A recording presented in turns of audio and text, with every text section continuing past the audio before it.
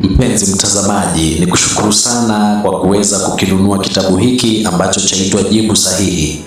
Shukrani sufufu kwa wasomaji wangu shupavu. Jibu Sahihi ni dawa mujarabu, ni kitabu ambacho kimetambaa kama moto wa nyikani.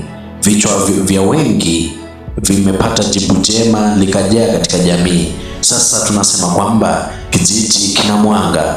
Mmenunua kitabu hiki bila kununa, mkasoma bila kusuasua, mkasambaza kote bila kusita. Jibu likazaa jibu, jamii ikapata jawabu katika karatasi ya 3. Sauti za wasomaji zikazidi kusisimua safari ya mwandishi.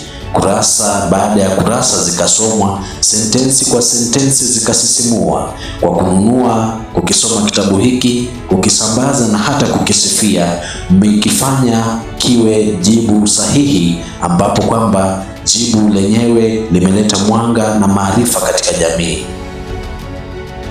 Ni kitabu kidogo ambacho kina ukubwa kwa sababu ya mikono mingi ambayo wasomaji ambao wameweza kukisambaza.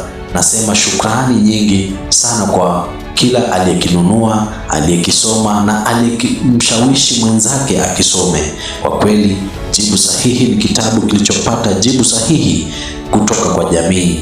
Asanteni sana na washukuru, na waomba mzidi kukiagiza kitabu hiki kote nchini ili karatasi ya 3 iwe karatasi rahisi zaidi kwa wanafunzi wote nchini. Tukutane pale Oktoba ambapo tutakuwa tunafanya mtihani wa KCSE na baadaye Januari wanafunzi waweze kupita mtihani ambao utachangiwa zaidi na karatasi ya 3.